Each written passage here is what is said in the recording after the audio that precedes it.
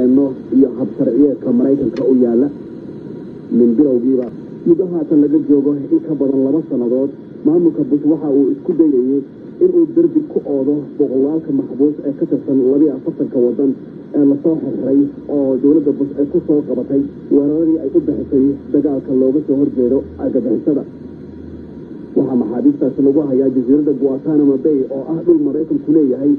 oo muddo 90 sanadoodba ahayd saldhig militariga Mareykanku uu leeyahay oo dahsoon oo ku agyaal xeebta dalka Cuba laakiin maadaama Guantanamo Bay aysan ku dhex ool dhulweynaha Mareykanka sharci ahaan maxaabiistaasi ma joogaan Mareykanka George Bush waxa uu abuuray era cusub oo maxaabiistani u baxtay kaas oo ah cadow dagaal ereygaasi ma ahin wax ama fikir ku qeexan shuruucda caalamka laakiin Mareykanku waxa uu uga jeedaa in maxaabiistaasi aysan ahayn